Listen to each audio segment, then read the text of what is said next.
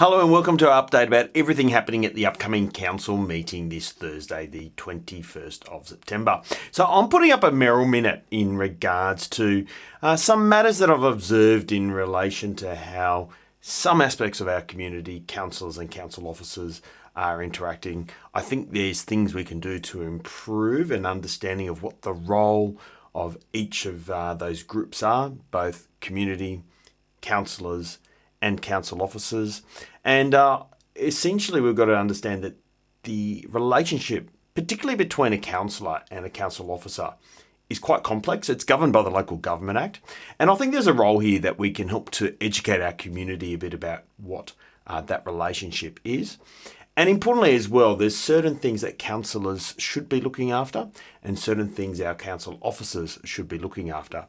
And it can get particularly problematic where councillors start to stray into areas of operational matters where collectively as a nine, those councillors don't have the skills, expertise or experience to be overseeing or directing certain activities. So examples that I can give, for instance, are signing leases or signing contracts for construction, just to name a few. So the idea of this Mayoral Minute is to put forward some ideas on how we can help to educate our community and also to create some clarity between councillors and council officers as to where that line is between councillors giving strategic direction and oversight and versus council officers then implementing the day-to-day operations of council. And it's all meant in a way of how we can be a better council to effectively serve our community. Now, it is time to re-elect our Mayor and Deputy Mayor in Lane Cove, so I'll be re-nominating for the position of Mayor. Never take a vote for granted, so we'll see how that vote goes on a Thursday night. Now, there are a few other motions that I think are particularly of interest.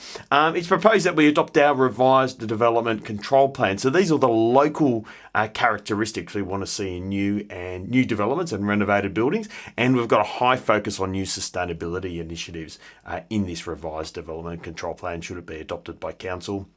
We've got an update on the Jean Mitchell bath down at Woodford Bay, and the idea there is that council's proposed will commence the work of preparing documentation to lodge a DA to renovate those baths if council adopts that. We've also got potentially our investment policy review, which council would then go to community consultation about removing fossil fuels from our investment exposure for council. An interesting one there, the Australian Livability Census again has shown that Lane Cove scores really well across the nation for livability in our local government area. So we're quite proud of those results that have come from that. And proposal to look at the synthetic turf at Blackman Park. And essentially the recommendation is that council does proceed with preparing to replace those two synthetic fields at Blackman Park.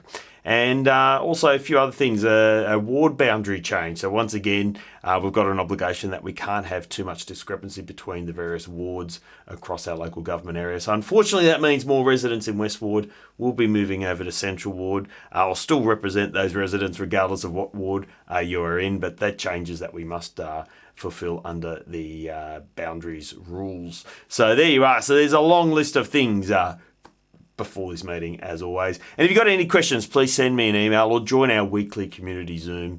I'd be delighted to answer any questions that you have. And as always, I hope you found this video email helpful. Cheers.